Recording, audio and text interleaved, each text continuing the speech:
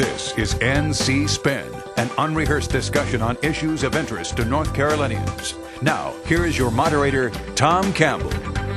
Welcome. You've heard and read the spin the media and the politicians have put on the issues of the day. To get the correct spin on what's going on in North Carolina, let's introduce you to our panel of experts. They include former legislator, political analyst Linda Coleman, John Hood from the John Locke Foundation, Chris Fitzsimon from NC Policy Watch, and political consultant Chris Sinclair. Before we get started, all of us involved in North Carolina politics and public policy lost a good friend this week in the passing of Jack HOST. One of the most astute political minds of our time, Jack was a tremendous asset if he was on your team and an honorable and tough competitor if he opposed you. Always positive and always courteous. We'll all miss Jack HOST. Well, we've got another good show for you this week, beginning with the results from this week's elections, then moving to the walk-ins held this past week in many public schools, the formation of the Medicaid Reforrn Advisory Committee, and as always, we ask our panel to tell us something we don't know. So let's get started. North Carolina municipalities voted this week, and we want our panel to discuss who won, what trends we saw, and what this might mean for 2014 and beyond. Question one to all. Democrats won mayor's races in Charlotte, Greensboro, Sanford, Boone, Durham, and other communities. Republicans won, most notably in Fayetteville for the first time in decades. What's your takeaway from Tuesday's elections? Chris Sinclair, I'll start with you.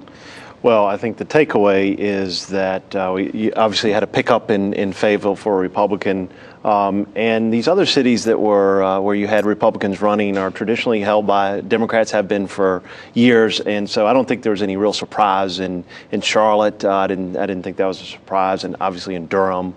So my takeaway was that it was sort of a net neutral for Republicans. Chris? I think when you take the results of this past Tuesday with the first round of municipal elections back in October 8th, I do think that the Republicans are reeling a little bit. That doesn't mean there's not time for them to recover by 2014. We had school bonds passed in Mecklenburg County. Harnett County voters passed a quarter-cent sales tax increase. Yeah. We had a bond passed in Wake County overwhelmingly with some organized opposition. Remember, the Wake County School Board in October lost a Republican member to a more progressive candidate. All the Democratic mayors, exception of Fayetteville, sort of held serve. So I sort of think that it wasn't a massive win for the Democratic candidates, but I think the state is clearly not thrilled with the way things are going with the Republican leadership. John, your takeaway. I don't think the local elections had very much to do with the legislature and all that. In fact, in one interesting place where a Republican mayor lost to a Democrat, it was in Greensboro. The Republican mayor was perceived as more liberal, and he was unpopular. And he had personal issues. And he had personal issues. But my point is, it was very odd. A lot of conservatives in Greensboro supported the Democrat over the Republican, who they thought was more liberal, and the Republican had stronger support in the African-American community than the Democrat. It was a very strange situation. I wouldn't draw too many conclusions from it. Plus, Greensboro's got a history of one-and-done terms. In recent years they have. But what I would say more generally is these election results confirmed a trend that's been going on for a number of years.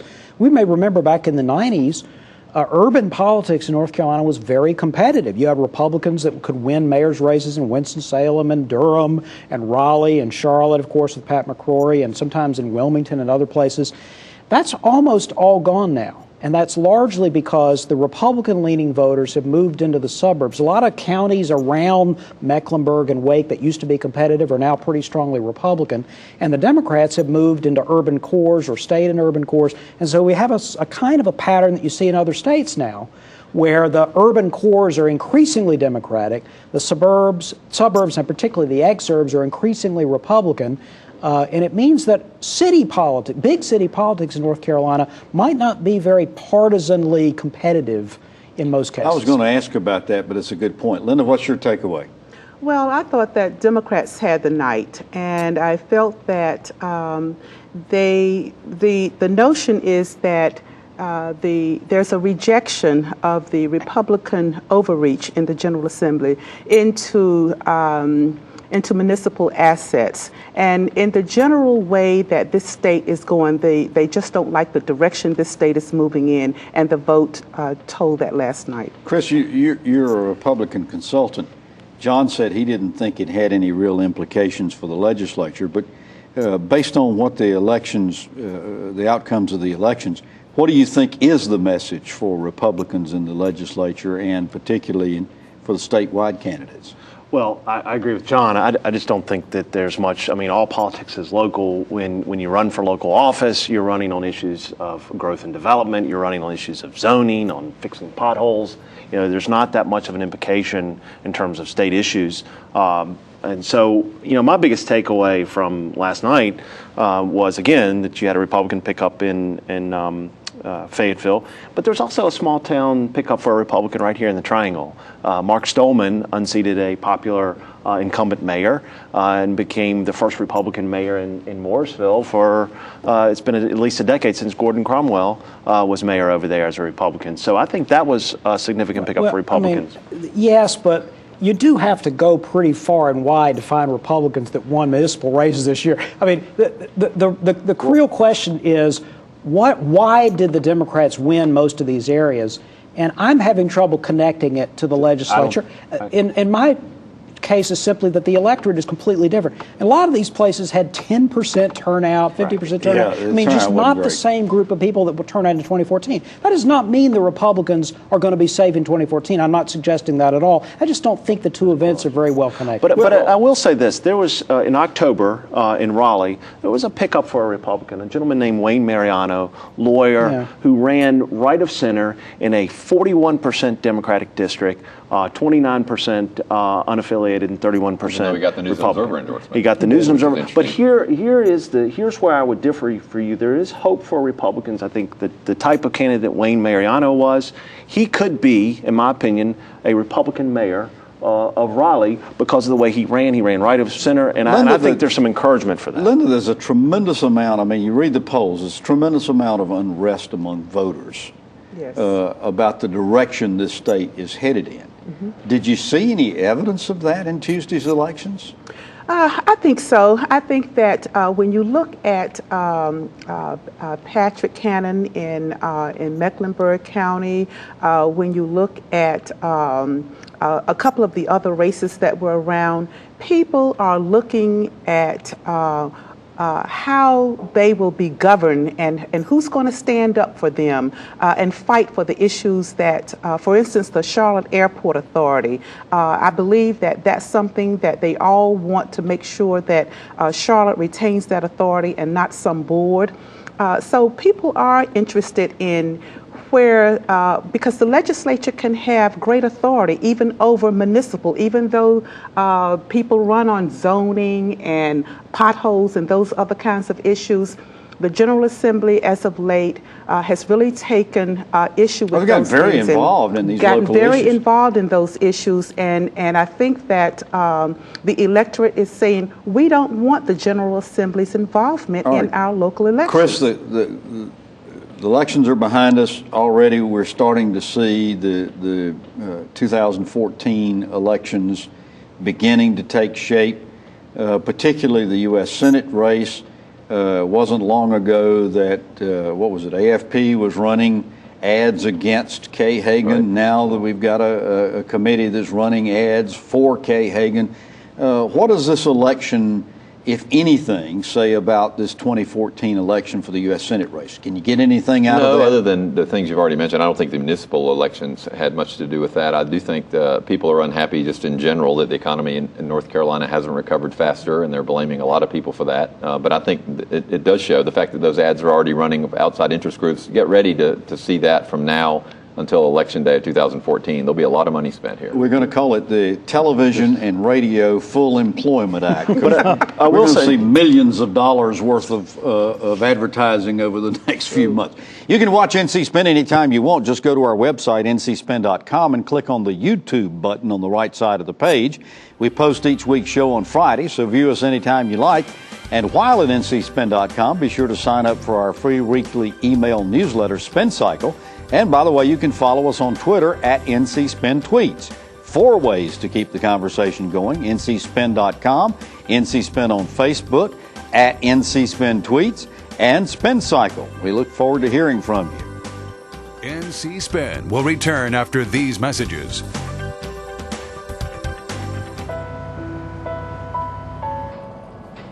Fishing isn't just part of my job, it's my life. It's a part of who I am and how I was raised in eastern North Carolina. It's how I put food on the table for my family. It's hard work, but I love what I do. There's something special about knowing that my long, hard days help feed friends, neighbors, and people in North Carolina. It might not be glamorous, but fishing is my life.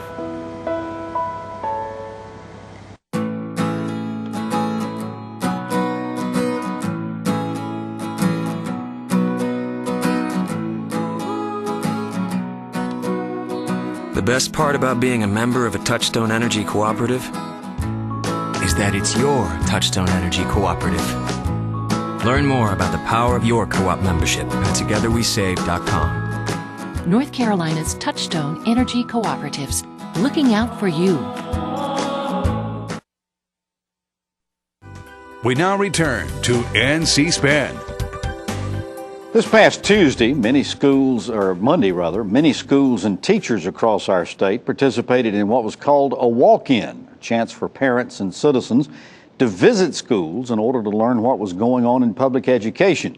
The North Carolina Association of Educators originally initiated the effort as a one-day teacher walkout, but received so much negative publicity they revised the initiative.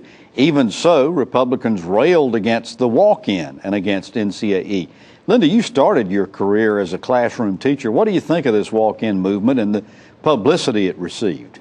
Well, I think that the walk-in represents the level of frustration that teachers feel. I believe that they feel they have been pushed to the brink.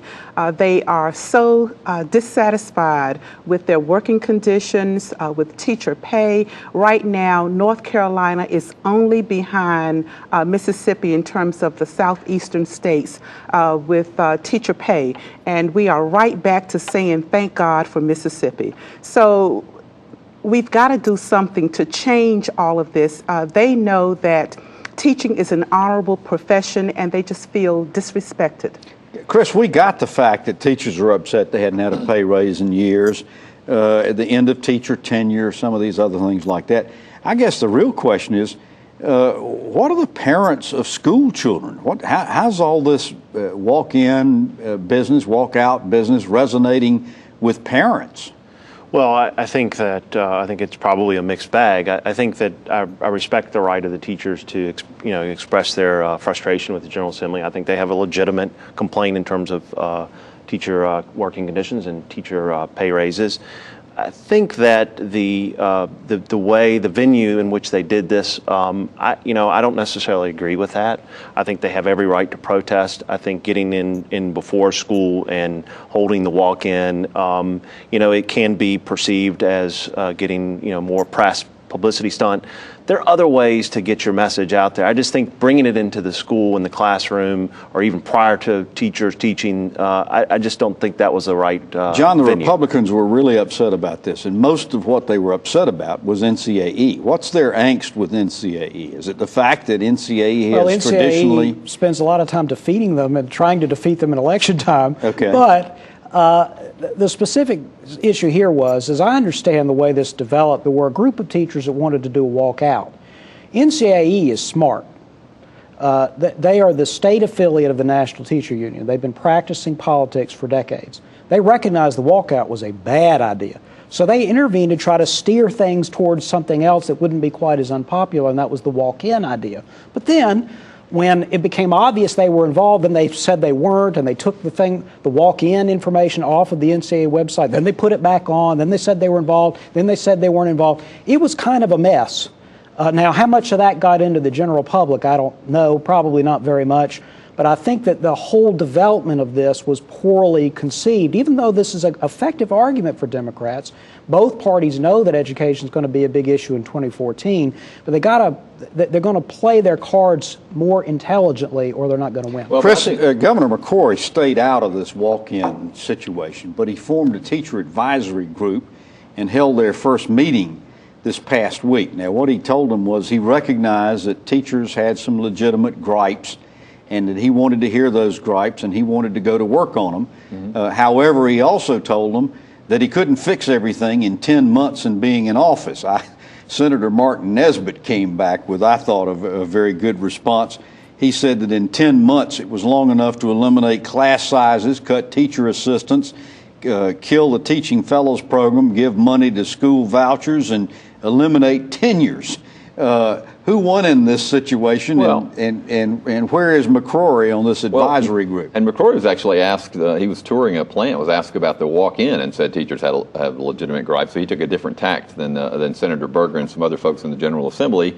I don't know who won that exchange. I mean, I think Senator Nesbitt had a great response, but I think that overall, if the discussion is low teacher pay, cuts to education that have been made not just this past session, but the 2011 and 2012 session when Republicans were in control, I think Republicans lose that politically. I think it's also important to note, and John has mentioned this, the NCAE may have handled some of it clumsily, but the NCAE didn't initiate this. It was a sort of a wildcat, almost strike idea, and the NCAE was smart and came in and said, no, we're not having teachers leave the school. We're not walking out. We want to talk to parents and community leaders, but and that's a win. Last week, Chris predicted on this show that teachers are going to be getting a 2% pay increase during the short session of the General Assembly. Is that going to be enough to calm them down, or have we wakened a sleeping giant, so to speak? I think it's too little too late. I think that a 2% increase, but if you look at how far behind they are, 2% is not going to get them to where they should be. Final question. What's the takeaway from all of this, Chris Sinclair? What happened as a result of this? Anything? I think it got some media recognition. I think that it brought more light to the issue. I think they succeeded in that in their mission and their goal. I agree it was a little clumsy.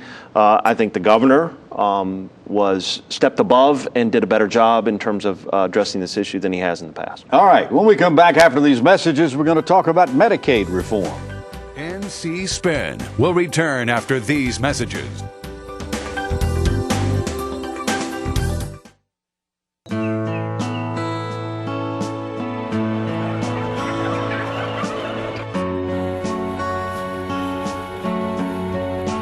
It's true. Farming is different than it was 50 years ago.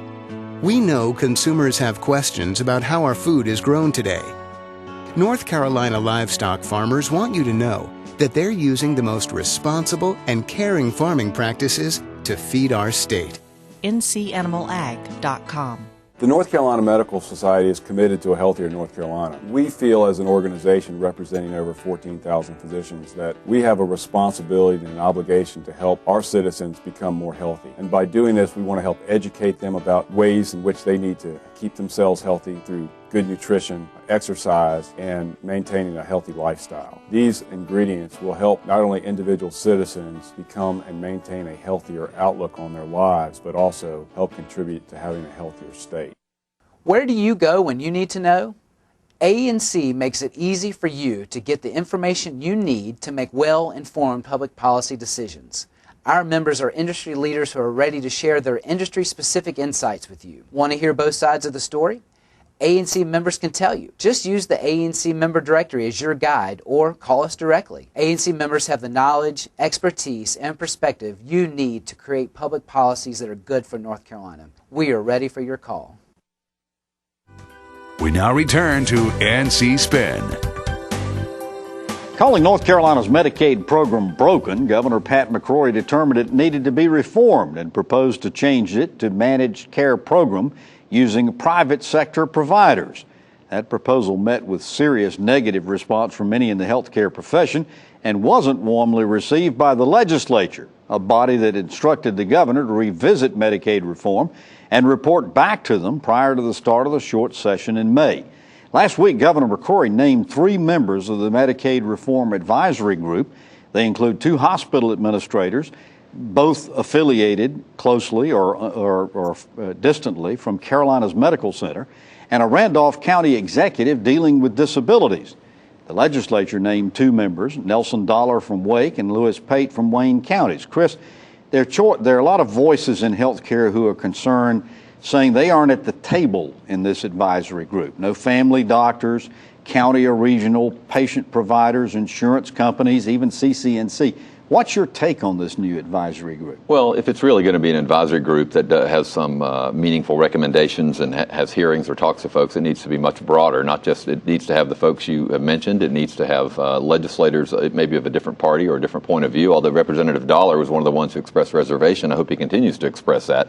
Look, I think that the McCrory administration has, for the most part, the folks who run the administration have made up their minds. They want to go down the privatization route. The new media chart at the Department of Health and Human Services, which is about as long as this table here, actually has several media people assigned just to the privatization of Medicaid, basically. Right. And the big question out there, Carol Steckel left as a state Medicaid director. She had done similar things in other states. She was, I think, the chief driving force. We don't know who's going to take her place, who'd be the full-time Medicaid director. Now working for one of the companies. Right, that's a whole nother, there's a ton of questions remaining. I don't think they're going to have a definitive answer by March, but I don't think we should don't make a mistake. The McCrory administration wants to privatize Medicaid. I was getting ready to say, Linda, you served in the legislature for a while. It looks to me like there's a pretty short fuse here. The governor is expecting this committee to come up with a proposal by March 17th. Then the legislature is expected to come up with legislation that they can pass in the short session. Is this doable? Well, I will tell you that public policy always works best when you have all of the partners at the table, because even if they don't agree with many of the policy issues, they have at least been a part of the debate and will buy into it. This way, you're not getting any buy-in from anybody else except the three people who are at the table. Chris, does it concern you that there are 2 hospital administrators out of the 3 people that the governor named, and that both of them have some connections with Carolina health systems? No, I think that hospitals need a seat at the table. I agree with Chris that 2 out of 3 seats at the table? Well, I think that there are other groups that obviously need to be at the table, and I think that at some point they will be, not formally but informally. I think that there will be enough enough people at the table to be able to help the governor make an informed decision. And I think that the governor left the door cracked open for not going totally down the managed care route. If you read the TBJ article today that talked about sort of walking back from the Steckel plan, going totally to managed care, and I don't see how you get to reform in Medicaid without CCNC at the table. I just don't see how you get there. I don't see how you do either, but John, there are a lot of people that are saying because of the short timelines, because of the way this committee is named, the fix is in, and that what we're going to see coming out of this is another managed care proposal for the private sector. You think so? Okay. Again, North Carolina already has managed care, they say. They already have a private contractor, CCNC. The debate is about whether to have additional contractors or some kind of competitive contracting process. Well, it is not managed care totally, because they claim that it is. Well, there are no cost controls put on it. There is like no there at are with risk. No one's at risk if exactly. they don't meet their targets. But anyway, here's a couple of facts. North Carolina's Medicaid program is relatively expensive and growing rapidly. The McCrory administration has proposed this competitive contracting model. The hospitals primarily, but also doctors, are against it. The hospitals are now highly represented on the board. Remember, hospitals are against this. Well, one hospital is represented. That's important to note. Okay, but the hospitals are all over this. So they're either 2 choices. They're going to go ahead with some version of the managed care competitive contracting model that the governor's proposed, or the hospitals, doctors, and other providers will come up with some alternatives that have real reductions in cost. Those are the only 2 choices. They will choose one of those. All right, I want to go around the table. We got 37 seconds left in segment, but I'd like for you to gaze into your crystal ball and tell me what you think is going to come out of all of this. Chris, I'll start with you. Well, I think there'll be a recommendation which will will further privatize Medicaid, but I don't think it's going to pass in the short session. I think it's too complicated. They don't have enough time. Linda? I think that there needs to be some conversation about expansion of Medicaid, that you can balance competing priorities, that yes, it needs reforming, but at the same time, you can bring costs down. And you think by that's going to expanding. happen? No. Okay, well, that's what I was asking. John? I think there will be significant Medicaid savings adopted in the short session, but not the full plan. Chris? I agree with that. I think that the governor's recognized he's got a tough sell in the legislature. They're not there yet, and they've got their work cut out for them. Okay. When we come back after these messages, we'll ask the panel to tell us something we don't know. NC Spin is brought to you in part by the North Carolina Farm Bureau. The Farm Bureau and Agriculture. We keep North Carolina growing.